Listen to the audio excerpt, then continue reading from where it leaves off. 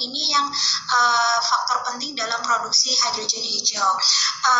Hanya yang masih menjadi tantangan adalah untuk pasarnya saat ini belum terbentuk, dan salah satu tantangannya dalam artian begini, ketika kita bicara tentang geothermal, hydropower plant skala besar, itu produksi listriknya bisa hydro lah, setidaknya itu bisa lebih murah ya dibandingkan teknologi lain yang maupun geothermal. Itu satu komponen sendiri, karena semakin rendah harga listriknya, harga dari hidrogen hijau juga lebih rendah. Tapi ketika kita menambahkan untuk faktor transportasi, logistiknya, itu jadi satu pertimbangan tersendiri, dan idealnya titik produksinya itu dekat dengan titik konsumsinya, sehingga kita bisa meminimalkan biaya transportasi atau logistiknya. Nah, tergantung ini kita mau bicara untuk pasar domestik atau pasar internasional ekspor, karena ketika kita bicara tentang pasar internasional atau ekspor, tentu ada faktor transportasi yang harus dipertimbangkan. Kemudian satu sisi lagi sebelum kita masuk ke hydrogen production-nya, ketika kita bicara tentang geothermal, kita bicara tentang hydro power plant, misalkan PLTS, itu kita juga melihat untuk regulasinya juga ya, regulasi dari bisnis pembangkitannya dan juga regulasi dari hidrogennya sendiri. Tapi kalau secara teknis layak tidaknya layak kami bilang, tapi untuk segi komersialnya ada beberapa puzzle yang mesti disatukan dulu ya, kita bisa kompetitif untuk hidrogen. Karena secara singkat ketika kami juga diskusi dengan beberapa sektor yang menggunakan hidrogen, mereka pasti masih membandingkan harganya antara hidrogen hijau dan hidrogen yang warna-warna lain ya, atau yang lebih kotor lah istilahnya. Mbak Ira, silakan kalau ada yang mau ditambahkan. Sudah cukup Mbak Dia. Oke, baik. Terima kasih banyak Mbak Dia dan juga Mbak Ira. Jadi hidrogen itu memang layak ya dikembangkan, tapi kita harus lihat juga dari sisi harga, dari sisi regulasi, komersialisasinya seperti apa. Dan ini berkaitan juga dengan pertanyaan selanjutnya dari Bu Eni Setiani. Dengan biaya produksi listrik terbarukan yang semakin murah, kira-kira kapan kita bisa mencapai green hydrogen parity saat hidrogen hijau menjadi lebih murah atau setara harganya dengan hidrogen dari fosil atau grey hydrogen di Indonesia?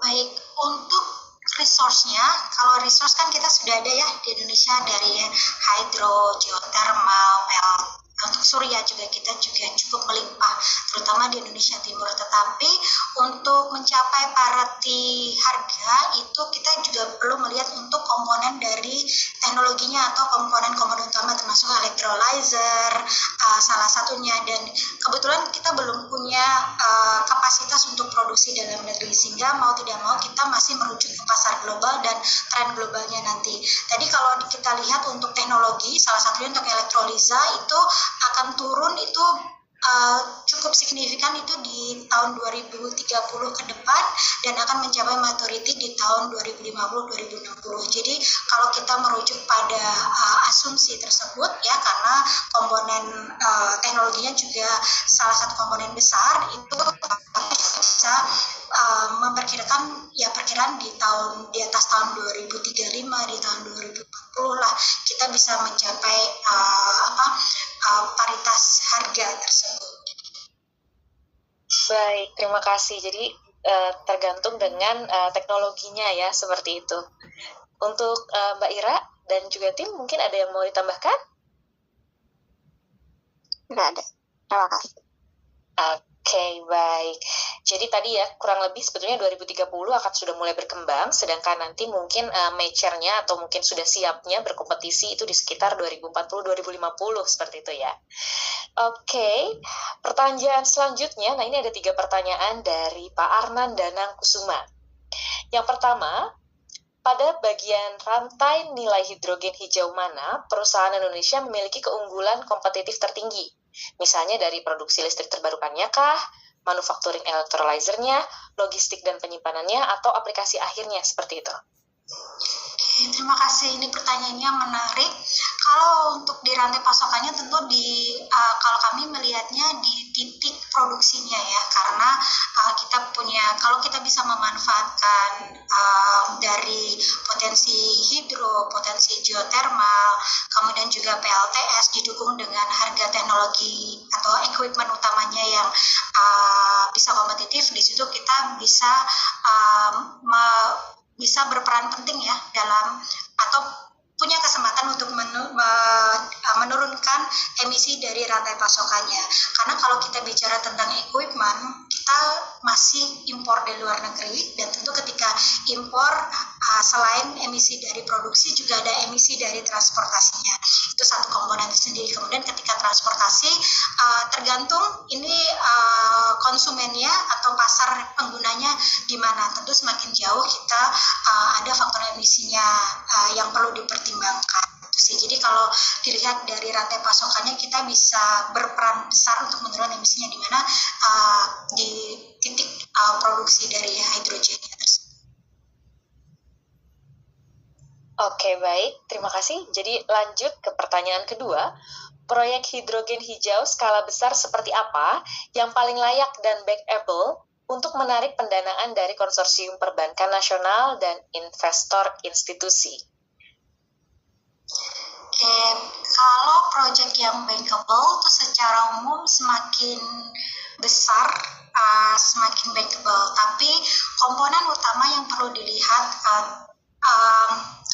terlepas dari skala ya, kita tidak, misalkan kita melepaskan skala proyeknya dulu, itu adalah satu proyek yang punya kepastian untuk perjanjian off-taking-nya. Jadi siapa yang akan beli hidrogennya, harga berapa, kemudian volumenya berapa.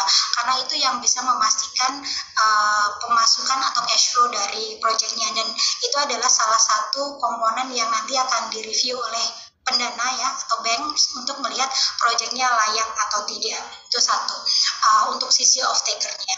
Kemudian tentu proyek yang sejalan, dan ini kalau ini pemerintah sudah mendukungnya untuk pelaksanaan proyek hidrogennya untuk bisa bisa dikembangkan di Indonesia.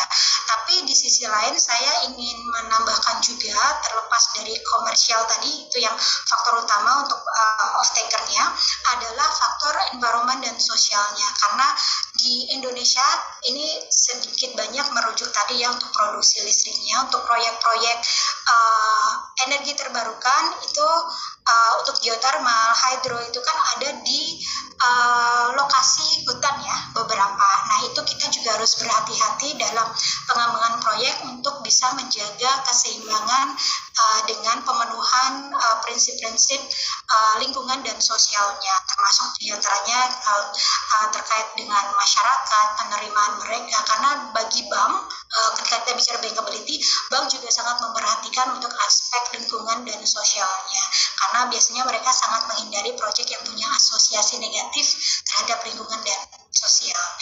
Kalau dua hal yang bisa kamu garis bawahi.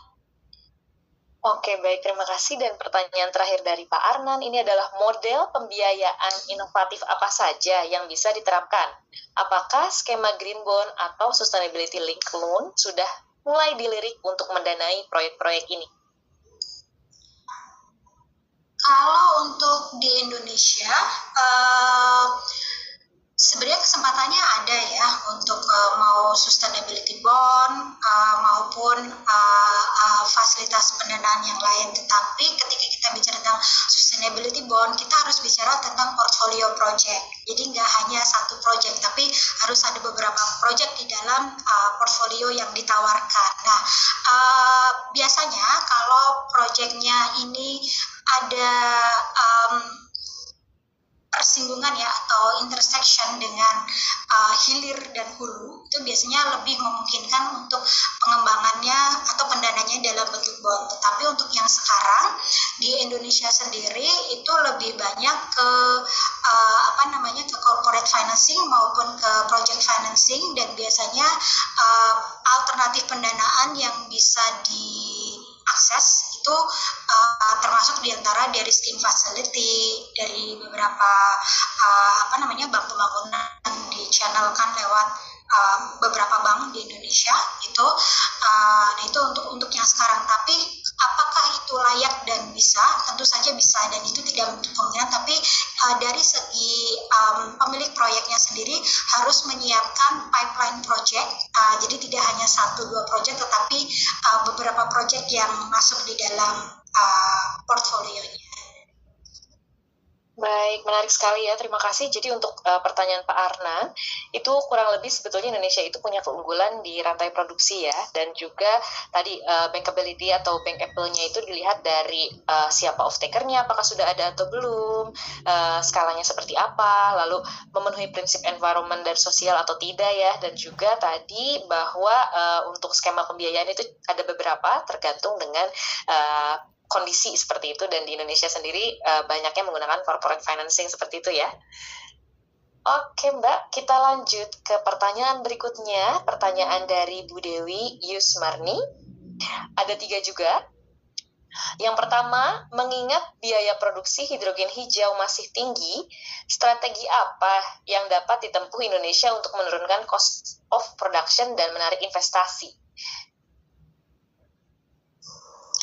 Ini pertanyaannya susah ya. Apa yang bisa dilakukan Indonesia? Karena dari segi teknologi kita saat ini perlu mengakui bahwa kita tertinggal gitu, karena untuk electrolyzer production itu negara lain lebih maju. Kemudian juga dari komponen-komponennya, baik juga untuk komponen untuk electricity production, untuk produksi green hydrogennya sendiri. Tapi kami sebagai dari kacamata developer ya, salah satu hal yang sebenarnya bisa mendukung dan menarik investor untuk masuk itu adalah regulasi. Ya, kemudian regulasi itu tidak hanya regulasi di hulunya, tetapi juga regulasi di hilirnya, dan juga harmonisasi dari regulasi tersebut. Karena terus terang saat ini sekarang masih agak terpisah-pisah ya untuk regulasinya. Tapi ketika ada harmonisasi di regulasi, itu satu hal memberikan kejelasan bagi para investor, termasuk developer investor seperti kami, untuk melakukan investasi di negara tersebut gitu. Kemudian tentu kalau misalkan nanti ada bisnis yang terkait untuk teknologi yang bisa dikembangkan di Indonesia, itu tentu akan membantu untuk menurunkan biaya produksinya karena komponennya turun. Tapi baik itu di segi produksi maupun di bidang manufaktur untuk peralatannya sendiri, investor secara umum membutuhkan dukungan regulasi dan juga kepastian regulasi untuk memastikan bahwa investasinya bisa sustainable ya. Kemudian tentu kalau ada subsidi atau dukungan insentif fiskal itu juga sangat membantu itu. Tapi balik lagi, ini kan regulasi lagi ya, itu sangat membantu juga untuk iklim dan juga keputusan investasi. Karena sebagai contoh untuk beberapa negara lain itu, kita ambil Filipina saja, itu ada tax holiday untuk proyek energi terbarukan, kemudian juga untuk pembebasan untuk custom ya, atau biaya import untuk produk-produk terkait dengan EBT. Nah, hal-hal tersebut yang membantu menurunkan biaya juga dan juga memberi kepercayaan kepada investor untuk berinvestasi di negara tersebut, di Indonesia. Karena kalau kita bicara subsidi, kita harus mengakui bahwa kita nggak punya kemampuan untuk memberikan subsidi yang besar seperti Jepang, Australia, maupun negara Eropa. Betul, oke, baik. Untuk pertanyaan selanjutnya dari Bu Dewi masih, sejauh mana infrastruktur existing energi seperti jaringan gas atau listrik dapat dimanfaatkan untuk distribusi dan penyimpanan hidrogen?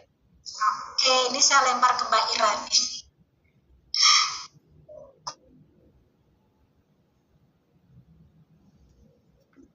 Iya, mohon maaf, boleh diulangi lagi, Ibu Moderator. Saya tadi sibuk jawab pertanyaan via chat, jadi agak sedikit kurang fokus. Tidak apa Mbak Ira, saya ulangi. Jadi untuk pertanyaannya itu sejauh mana infrastruktur existing energi seperti jaringan gas atau listrik dapat dimanfaatkan untuk distribusi dan penyimpanan hidrogen? Oke, sejauh mana kesiapan infrastruktur? Mungkin yang bisa saya share adalah beberapa hasil diskusi kita dengan stakeholders terkait ya, dalam hal ini PLN di Indonesia. Sebenarnya dari sisi infrastruktur yang bisa berhubungan sama hidrogen itu adalah yang pertama, kita perlu tahu dulu ini aplikasinya untuk apa. Nah, kalau misalkan untuk hidrogen sebagai energi storage, berarti kan keluaran akhirnya adalah listrik, maka nanti listriknya itu apakah masuk ke jaringan, nah itu perlu di-studi dulu masuk ke jaringannya pada sistem voltase berapa voltase, apakah medium voltase atau misalkan high voltage gitu. Jadi ini tidak bisa kita generalisir ya, harus memang studinya itu set spesifik, itu satu. Kemudian yang kedua, kalau dari sisi jaringan dari PLN sendiri saat ini juga ada salah satu ini ya inisiasi atau misalkan studi untuk memanfaatkan akses dari listrik yang ada di jaringan untuk kemudian disimpan ke dalam hidrogen atau kemudian diubah menjadi hidrogen untuk aplikasi lebih lanjut. Jadi kalau terkait dengan infrastruktur jaringan listrik, ya itu harus distudi sesuai dengan aplikasi dan kemudian itu harus spesifik. Oke, baik. Jadi untuk infrastrukturnya harus dilihat dulu ya, seperti apa dan kesiapannya mau digunakan untuk apa juga hidrogennya. Dan yang terakhir, pertanyaan terakhir dari Bu Dewi, jenis keterampilan atau skill set apa yang paling dibutuhkan untuk mendukung pengembangan industri hidrogen hijau di masa depan?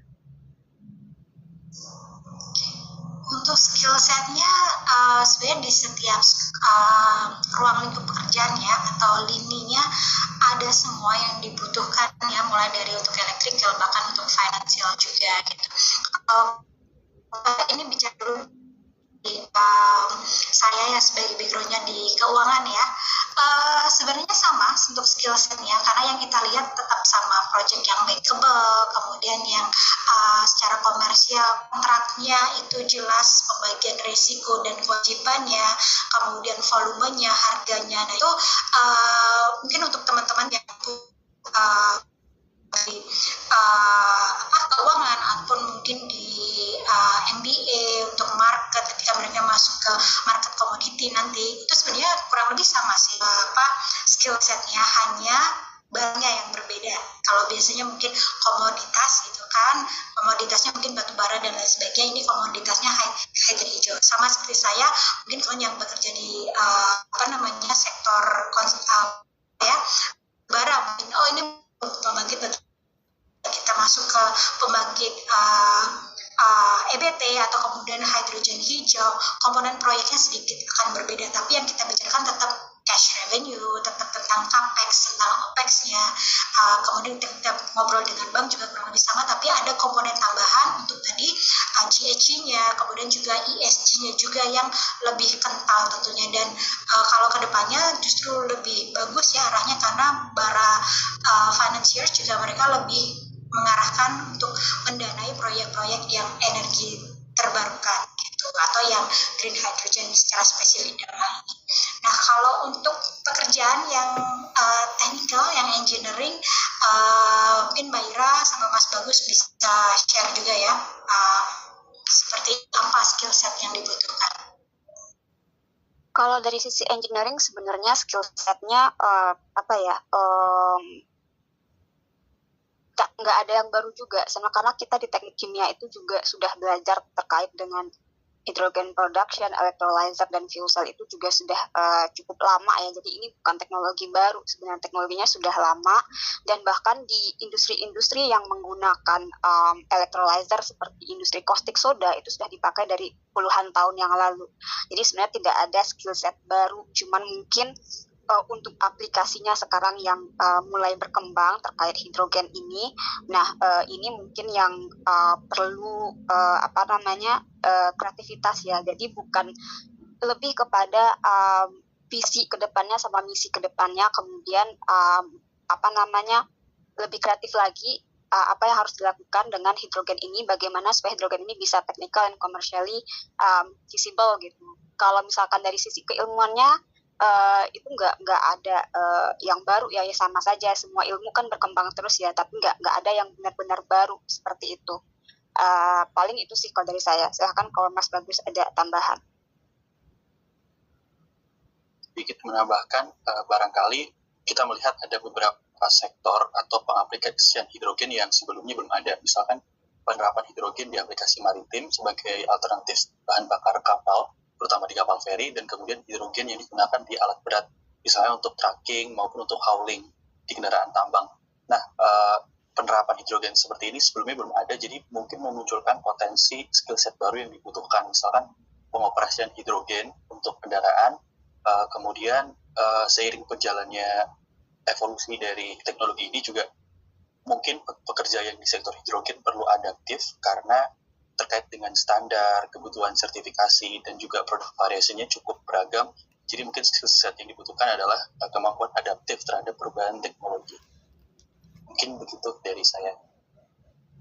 Oke, baik. Terima kasih banyak Mbak Dia, Mbak Ira, dan juga Mas Bagus. Jadi untuk pertanyaan ini kurang lebih sudah terjawab ya, di mana tadi yang pertama tentang bagaimana supaya lebih menarik gitu, supaya cost-nya bisa turun dan apa yang harus dilakukan di Indonesia, regulasi dan harmonisasi itu harus tercipta dulu ya. Lalu juga infrastruktur itu kurang lebih harus dilihat juga, karena hidrogen ini punya banyak aplikasi dan untuk skill set, untuk yang supply chain yang sudah ada itu sudah ada dan sudah cukup umum gitu skill setnya. Untuk yang skill set baru itu harus ditambahkan seperti yang hidrogen dalam aplikasi baru seperti untuk maritim dan juga heavy duty seperti itu. Dan kita lanjutkan ke pertanyaan berikutnya dari Pak Andi Ramdhani. Izin bertanya mengenai potensi risikonya. Apakah ada potensi efek Gibbons paradox dalam pengembangan hidrogen hijau, di mana energi yang melimpah dan murah justru akan mendorong konsumsi energi yang lebih besar secara keseluruhan, yang pada akhirnya bisa membebani sumber daya lain? Bagaimana cara mengantisipasinya? Ketika harga ya sebagai driver itu sudah menurun, tentu kalau dulu orang pakai lebih berhati-hati karena mahal dan karena lebih murah sehingga lebih relaksasi ya. Tapi kalau kita bicara tentang bisnis ya, itu pasti ada faktor efisiensi yang dipertimbangkan gitu. Meskipun harganya itu nanti dari segi biaya ataupun dari harga itu menurun, perusahaan tentu tetap akan fokus pada efisiensi. Ini baik di sisi upstream maupun di downstreamnya. Setiap unit bisnis atau korporasi pasti melihat efisiensi. Jadi apakah dan juga dari segi teknologi biasanya penggunaan bahan bakar atau sumber daya itu semakin kesini ya, dari kalau kita perbandingan dahulu sekarang masing-masing juga jauh lebih efisien seperti itu, sehingga ketika kita bicara sebagai korporasi apakah nanti akan konsumsi berlebihan? Saya pikir tidak, karena perusahaan fokusnya lebih ke efisiensi. Kalau mungkin itu secara istilahnya household ya, nanti kita lihat misalkan ketika hidrogen itu sudah bisa dimanfaatkan menggantikan gas untuk rumah tangga gitu kan. Kalau harganya murah tentu secara rumah tangga lebih rileks dalam pemanfaatan anggaran rumah tangganya. Tetapi ketika kita bicara tentang korporasi, tetap fokus dari perusahaan adalah efisiensi dari biaya dan juga pemanfaatan sumber daya supaya mereka juga bisa ekspansi bisnis. Oke, baik, terima kasih. Jadi dilihat lagi efisiensinya seperti ya, tidak akan minimal konsumsi untuk potensi untuk konsumsi berlebih itu. Nah, pertanyaan selanjutnya dari Pak Tabia Hanural, energi, bagaimana Indonesia bisa menjadi hub hidrogen hijau di kawasan Asia Tenggara, dan apa langkah kunci untuk mencapai hal tersebut?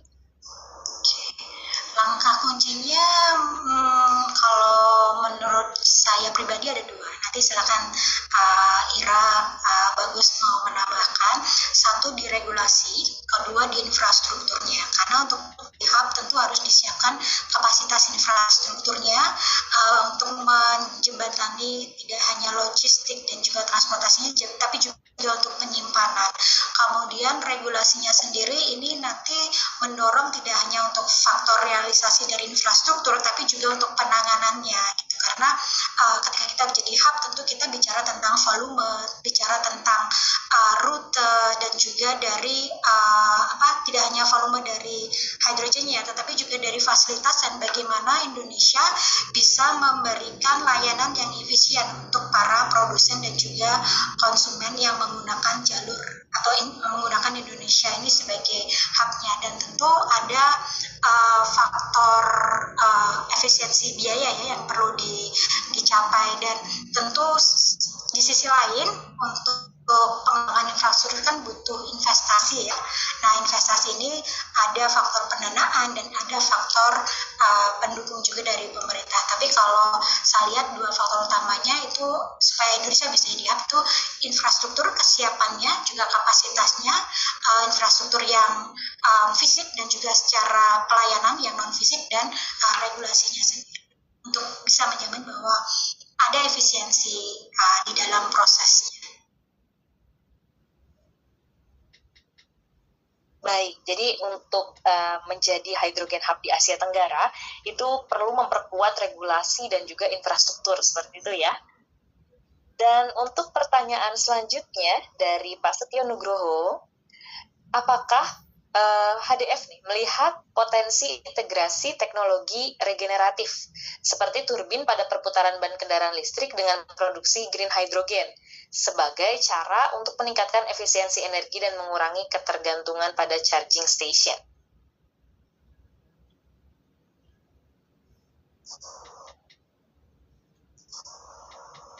Silakan Mbak Ira, Mas Bagus. Boleh diulangi lagi pertanyaannya, Mbak Indah? Ya, boleh.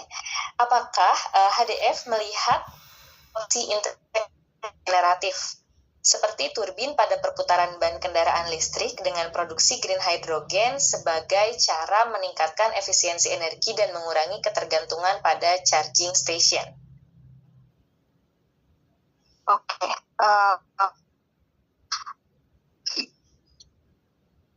Saya agak kurang paham dengan pertanyaannya, cuman mungkin saya sampaikan sedikit bagaimana aplikasi hidrogen di sektor mobility ya.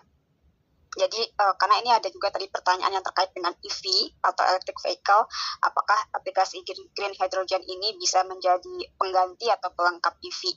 Nah, pada sektor mobility sebenarnya aplikasi hidrogen ini bisa menjadi pengganti, bisa juga menjadi pelengkap, tergantung teknologi yang akan digunakan nanti untuk mengkonversi hidrogen ini menjadi energi gerak ya. Apakah ini langsung internal combustion, jadi mesin yang ada di kendaraan itu dimodifikasi, kemudian hidrogen dijadikan sebagai fuel, kemudian bisa menjadi energi kinetik untuk menggerakkan si kendaraan itu. Atau yang kedua, kita mengkombinasikan hidrogen dengan fuel cell.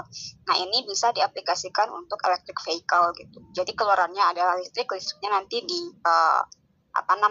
diaplikasikan di EV. Namun sejujurnya dari HDF sendiri untuk aplikasi hidrogen ke mobility ini sampai saat ini kami masih dalam tahap eksplorasi dan studi-studi awal. Mungkin tadi Mbak Dia sudah menjelaskan beberapa aplikasi hidrogen, tapi dari HDF sendiri melihat bahwa untuk di sektor mobility ini seperti apa hidrogen ini bisa visible secara teknis ataupun secara komersil itu memang harus distudi dulu, dan saat ini kami masih dalam studi-studi awal. Jadi kira-kira itu yang bisa saya sampaikan, mudah-mudahan itu bisa menyambung atau menjawab pertanyaan dari Bapak yang barusan. Oke, terima kasih Mbak Ira. Jadi ini juga sudah menjawab pertanyaan dari Muhammad Formalhaut Aditya terkait dengan apakah bisa menjadi pengganti atau pelengkap kendaraan berbasis listrik seperti itu ya. Dan untuk kendaraan-kendaraan yang saat ini sedang dalam studi awal seperti itu, apakah hanya kendaraan-kendaraan kecil, heavy duty, kendaraan-kendaraan berat seperti truk seperti itu, atau kendaraan terbang juga termasuk, dan kira-kira lebih visible untuk yang mana ya Mbak?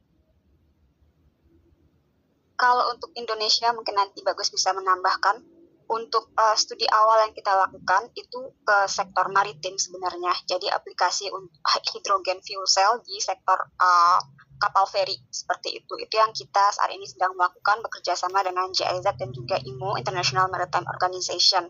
Namun secara in-house sendiri HDF juga mulai mengeksplor aplikasi hidrogen untuk alat berat atau untuk heavy duty vehicle yang digunakan di pertambangan seperti itu. Namun ini masih in-house study ya, masih kita eksplor, mencoba melihat mengumpulkan data dan kemudian mencoba menyusun bisnis case-nya. Kira-kira seperti itu Mbak Indah. Sedikit tambahan, mungkin konteksnya adalah karena hidrogen dianggap atau dilihat lebih visible ketika diaplikasikan untuk heavy duty, mengingat kapasitas kendaraan tersebut kemudian digunakan untuk jarak tempuh yang cukup panjang. Nah, ini suatu solusi yang mungkin secara kompetitif tidak bisa ditawarkan oleh baterai. Nah, mungkin baterai untuk jarak tempuhnya lebih pendek. Kemudian tadi yang kedua, apakah ini bisa menggantikan sifat sebagai bahan bakar kendaraan terbang? Kalau secara langsung, green hydrogen tidak bisa menggantikan SAF atau Sustainable Aviation Fuel. Tapi kita juga melihat bahwa green hydrogen sendiri adalah bahan baku dari e-fuelnya. Jadi ada proses lebih lanjut yang perlu dilakukan untuk mengubah green hydrogen menjadi Sustainable Aviation Fuel. Mungkin seperti itu, Pak. Oke, baik, terima kasih. Jadi tadi ya, hidrogen itu punya keunggulan di jarak yang panjang dan juga untuk kendaraan-kendaraan yang berat gitu dibandingkan dengan baterai. Selanjutnya dari Bu Devi Lestari, ini ada pertanyaan. Perkenalkan, saya Devi, dosen kimia yang saat ini fokus pada riset material berbasis biomasa dan aplikasi energi terbarukan, khususnya pada pengembangan karbon aktif dan fotokatalis untuk pengolahan limbah.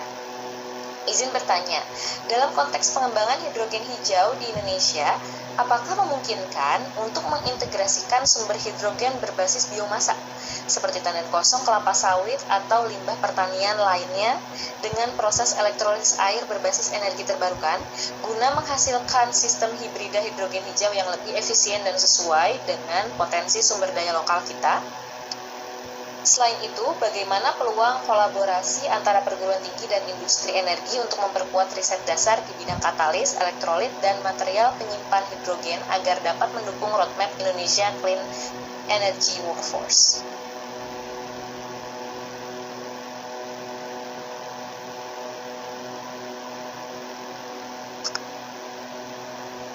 Jadi kira-kira apakah bisa nih hidrogen hijau?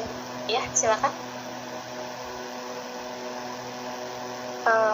Maaf, Mbak Indah, gimana tadi pertanyaannya?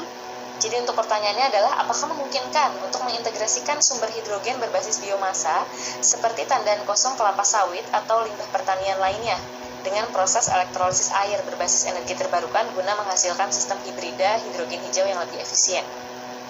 Oke, secara teknis semuanya bisa ya. Kita mau produksi hidrogen dari biomasa ataupun dari biogas ataupun dari sumber lain. Tetapi proses untuk mendapatkan hidrogen dari biomasa terutama ya, itu akan melalui beberapa tahapan proses, jadi tidak bisa direct. Bisa direct menggunakan gasifikasi misalkan, tapi itu nanti biayanya juga akan sangat costly. Atau misalkan menggunakan beberapa metode lain, misalkan pirolisis dulu, kemudian nanti ada proses tambahan untuk menghasilkan hidrogen. Secara teknis semuanya bisa, tetapi efisiensi dari tiap-tiap proses yang kita gunakan untuk mengubah biomasa menjadi hidrogen ini secara general menurut saya tidak akan efisien, dan juga pada akhirnya dari sisi komersial atau kelayakan finansialnya itu nanti belum kompetitif dibandingkan dengan kita menggunakan metode yang common ya, yaitu direct electrolysis dengan menggunakan sumber energi terbarukan dan air seperti itu. Oke, baik, terima kasih. Jadi memungkinkan, tapi harus dikaji ulang komersialnya ya, aspek komersialnya seperti apa. Dan untuk peluang kolaborasi nih antara perguruan tinggi dan juga industri energi, kira-kira bagaimana ya peluangnya? Peluangnya tentu, silakan Mbak. Kalau peluangnya sih sangat ada ya. Jadi kami tampilkan untuk Triple Helix itu kan ada salah satunya industri dan juga akademisi. Kami dari pengalaman kami sendiri untuk satu magang ya di mahasiswa. Terus kemudian juga ketika ada research itu juga kita juga bisa kerjasama gitu. Dan di satu sisi bagi industri itu ketika ada research yang spesifik dan itu bisa mendukung dari aktivitas bisnisnya, tentu itu sangat terbuka ya. Tapi di satu sisi dari pihak researcher di universitinya sendiri juga dari sektor bisnis kan melihatnya research yang mendukung dari aktivitas bisnisnya ya.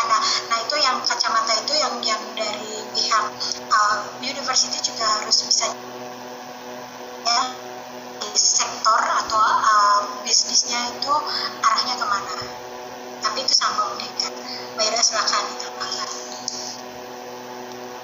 Iya, kurang lebih sama dengan apa yang sudah disampaikan Mbak Dia. Cuma mungkin pengalaman ya waktu saya kuliah dulu memang saya melihat bahwa nggak tahu sekarang seperti apa ya, cuman waktu saya kuliah dulu saya melihat kadangkala ketika ada kerjasama antara industri dengan perguruan tinggi itu hanya berhenti di paper atau di jurnal.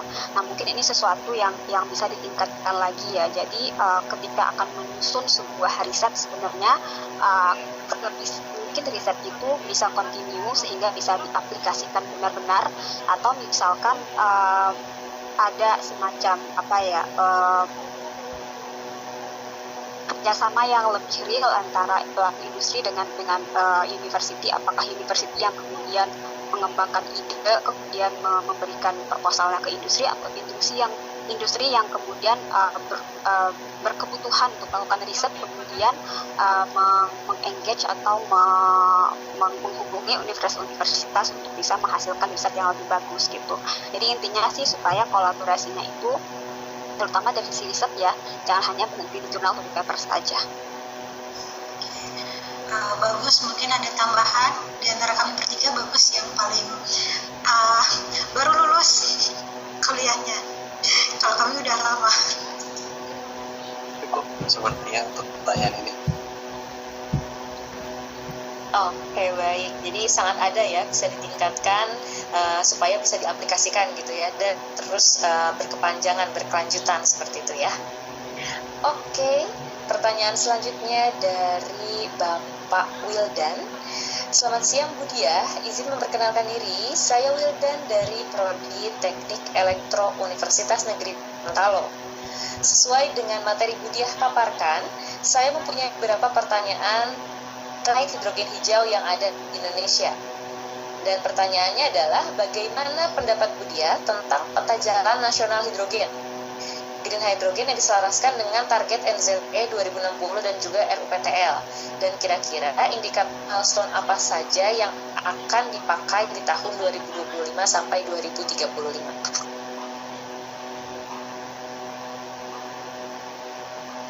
Terima kasih pertanyaannya. Untuk peta jalan dan juga NZE memang harus diselaraskan ya, dan kami melihat ada arahan yang sama, itu di mana aplikasi dari hidrogennya itu juga menyasar sektor-sektor yang ditargetkan di dalam NZE untuk penurunan emisi GRK-nya. Kemudian ketika dikaitkan dengan RUPTL, di RUPTL PLN yang terakhir baru rilis itu sudah mulai menyebutkan proyek-proyek EBT yang jadi proyek EBT plus hydrogen komponen di dalamnya gitu, baik salah satunya sebagai storage. Dan kalau PLN sendiri sudah memulai ya sebenarnya untuk beberapa proyek, walaupun skalanya kecil untuk pemanfaatan hidrogennya, tapi itu karena mereka memanfaatkan proyek yang sudah ada atau pembangkit yang sudah ada sehingga tidak masuk ke dalam perencanaan RUPTL. Sementara untuk proyek-proyek yang baru, pembangkit yang baru itu ada di beberapa lokasi yang sudah dimasukkan, di mana pemanfaatan itu PLTS plus storage, dan storage-nya itu meliputi berbagai macam teknologi penyimpanan energi, termasuk salah satunya hidrogen. Untuk harmonisasinya sendiri untuk RUPTL itu kan juga satu bagian dari NCE strategi ya, karena kalau dari PL sendiri mereka punya target 2060 nanti untuk implementasinya secara masif gitu. Nah, kalau dari peta jalannya balik lagi kami lihat sudah mulai menyasar ya sektor-sektor yang sejalan dengan targetnya NCE itu satu. Terus kemudian untuk pertanyaan kedua yang terkait milestone, milestone-nya di dalam peta jalan kalau boleh spesifik itu sudah disebutkan beberapa kegiatan atau rencana aksi ya, termasuk di dalamnya beberapa proyek, dan menurut saya sih kalau untuk milestone perlu dilihat nanti dari realisasinya. Jadi realisasinya itu bisa dilihat dari investasi, kemudian berapa secara juta USD atau triliun rupiah yang bisa diinvestasikan, kemudian dari skalanya sendiri gitu kan, skala dari proyek-proyek yang bisa direalisasikan, karena skala itu juga mendukung nanti bagaimana Indonesia bisa mengembangkan dan memperkuat ekosistem dari hidrogen di Indonesia. Terus kemudian juga untuk penurunan emisi GRK-nya. Tadi ketika bicara rantai pasokan kan harus dipastikan bahwa benar-benar ini hidrogen hijau, jangan sampai klaimnya saja hidrogen hijau tapi sebenarnya bukan hidrogen hijau. Jadi ada 3 hal kalau bisa digunakan sebagai parameter, itu dari realisasi investasinya, kemudian skalanya megawatt dari proyeknya ya, bisa dari electrolyzernya misalkan, atau dari ton hidrogen yang dihasilkan, dan yang ketiga adalah dari realisasi penurunan emisinya. Dan di sini perlu tentu monitoring dan pelaporan yang baik ya untuk memastikan bahwa itu tercapai, terutama untuk penurunan emisi. Iya, baik. Terima kasih.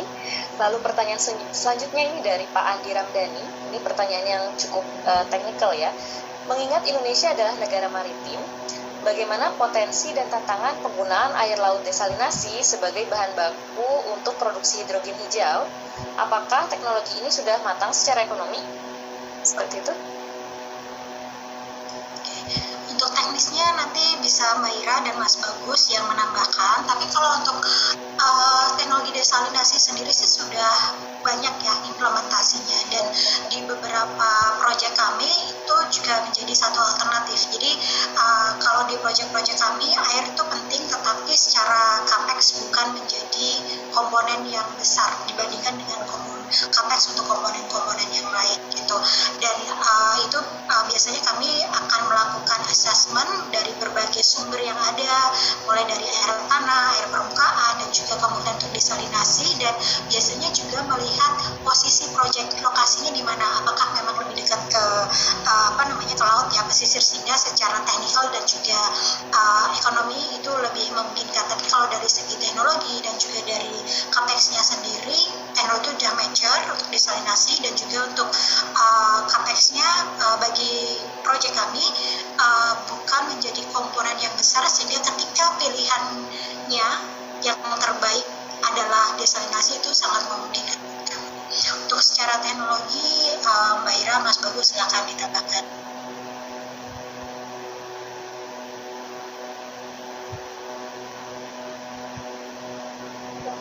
Ya, Bagus silakan. Kalau dari teknologi sepertinya sudah umum ya, desalinasi pada umumnya, menggunakan reverse osmosis juga sudah bisa diterapkan.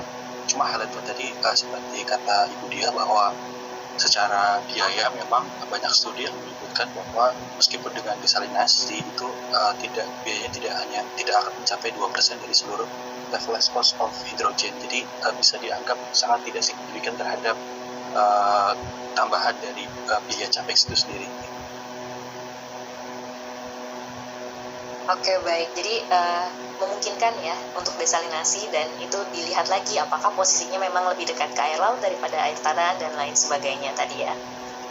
Dan pertanyaan terakhir ini dari Gibraltar Vergilang, apakah secara teknis dan ekonomi memungkinkan untuk membangun pabrik green ammonia di Indonesia dengan memanfaatkan green hydrogen yang dihasilkan melalui proses elektrolisis air berbasis energi terbarukan, serta bagaimana solusi untuk memperoleh nitrogen murni dari udara agar proses sintesis amonia dapat berlangsung secara berkelanjutan dan mencapai target operasi dengan emisi nol, zero emission. Jadi ini green ammonia ya, pabrik green ammonia apakah memungkinkan? Saya jawab dari segi ekonomisnya dulu, dan secara teknikal pasti itu memungkinkan. Ada salah satu proyek kami yang di Trinidad Tobago itu memang untuk produksi green hydrogen untuk green ammonia. Secara ekonomi perlu dilihat dari listriknya sendiri ya, harga listriknya itu nanti LCOE-nya berapa, karena itu menjadi komponen penting. Dan kami juga kebetulan ada beberapa bisnis case yang sedang kami lihat, salah satunya adalah untuk bisnis case serupa, dan untuk harga listrik itu memang yang paling menentukan untuk produksinya. Secara ekonomi apakah itu memungkinkan? Kita perlu melihat juga dari nanti produk akhirnya fertilizer itu berapa, kemudian dilihat secara mundur untuk target harga amonianya berapa, green amonianya, dan itu dihitung mundur lagi ke target dari harga green hydrogennya berapa. Jadi kalau secara teknikal memungkinkan, tapi kalau secara ekonomi kita perlu melihat dulu secara rantainya ya, untuk harganya itu ekonomis atau tidak. Dan secara umum memang untuk fertilizer itu sekarang masih ada pilihan untuk amonia dari hidrogen yang konvensional, itu nanti bisa ditingkatkan kelayakan ekonominya ketika ada satu komitmen dari pembeli bahwa mereka bersedia memberikan harga premium atau kepastian harga untuk green ammonia, green fertilizer itu. Misalkan ada insentif atau fasilitas lain, baik itu dari pemerintah misalkan, atau di sisi lain ada akses pendanaan yang murah untuk proyek-proyek terkait green hydrogen, green ammonia, dan juga sustainable fertilizer itu. Jadi ada beberapa hal yang perlu dipertimbangkan ketika kita ingin mengkaji apakah ini layak secara ekonomi atau tidak. Jadi kalau secara teknis ini memungkinkan. Mbak Ira, silakan. Tadi terkait produksi ini ya, nitrogen. Mungkin bisa diulangi Mbak Ida pertanyaan kedua. Iya, tentang produksi green ammonia dan produksi hidrogen, dan apakah ada solusi untuk memperoleh nitrogen murni dari udara agar proses sintesis amonia dapat berlangsung secara berkelanjutan. Oke, untuk produksi nitrogen ini kita ngomongin skala ya. Biasanya kalau misalkan memang pabrik amonia dengan skala besar dan harus continue, tentunya harus ada unit produksi nitrogen yang harus diinstal di lokasi proyek tersebut. Kita bilangnya air separation unit, jadi itu memisahkan nitrogen dari gas-gas lain di udara, dan kemudian nitrogennya digunakan di dalam pabrik tersebut. Dan menurut saya ini sudah common sih, nah, jadi bukan sesuatu yang challenging sebenarnya. Tapi kalau misalkan bagian ya, ini nanti tergantung dengan skala pabrik amonianya seberapa besar, kemudian apakah nanti kan dikaji lagi secara finansialnya, apakah lebih menguntungkan atau lebih kompetitif dengan menggunakan atau menginstall nitrogen sistem production system di tempat, atau misalkan kalau misalkan lokasi amonianya itu berdekatan dengan supplier nitrogen, itu juga bisa digunakan. Jadi ya ini ya harus dikaji ulang, tergantung dengan proyeknya, tergantung dengan lokasinya, dan tergantung dengan keekonomiannya juga gitu, dan harus di study. Oke, baik. Terima kasih banyak Mbak Dia, Mbak Ira, dan juga Mas Bagus.